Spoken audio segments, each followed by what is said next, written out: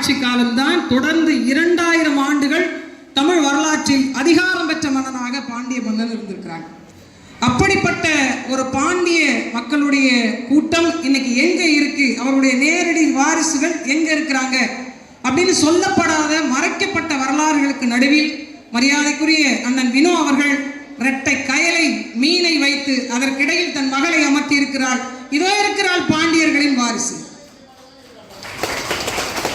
இதை நாம் பறைசாற்றுவதற்காக பாண்டியர்களும் சரி, சோழர்களும் சரி, சேரர்களும் சரி, தான் எந்த இடத்தில் எந்த வேலை திட்டத்தை செய்தாலும், கட்டுமானங்கள் செய்தாலும், கோயில் கட்டினாலும் அல்லது அன்னதான கூடங்கள் வைத்தாலும் அவர்களுடைய சின்னங்களை பொறித்து வைப்பதற்கான காரணம் யாரு செஞ்சாங்கன்னு கண்டுபிடிப்பதற்கல்ல, உன் இனத்தின் வரலாறு அடுத்த தலைமுறைக்கு கடத்தப்பட வேண்டும் என்பதற்காகவே.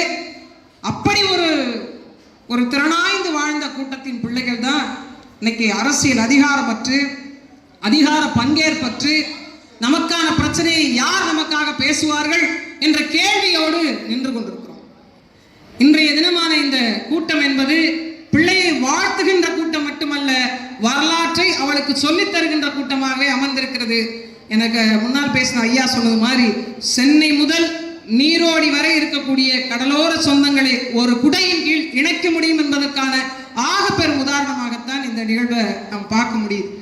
முதல்ல நான் கூட சில சூழல்களில் வர முடியுமா வர முடியாதா அப்படிங்கிற ஒரு நெருக்கடியில் இருந்தேன். ஆனால் ஒன்று மட்டும் சொன்னாங்க, நிறைய அங்கே இருக்கக்கூடிய கிராமத்தில் இருக்கிறவங்க உங்களை பார்க்க விரும்புகிறாங்க அப்படின்னு. இனிமேல் யாருக்காவது மரியாதை செய்யணும் அப்படின்னா ஒரு புத்தகம் வாங்கி கொடுங்க, பயனுள்ளதாக இருக்கும். இந்த பத்திரிக்கை இருக்கு, இந்த பத்திரிக்கை ரொம்ப முக்கியம். இந்த பத்திரிக்கை ரொம்ப பிரட்டி போட்டுருச்சுன்னு சொல்லணும். உண்மையாக யாரை புரட்டுச்சோ இல்லையா, என்னைய நல்லா புரட்டுச்சு.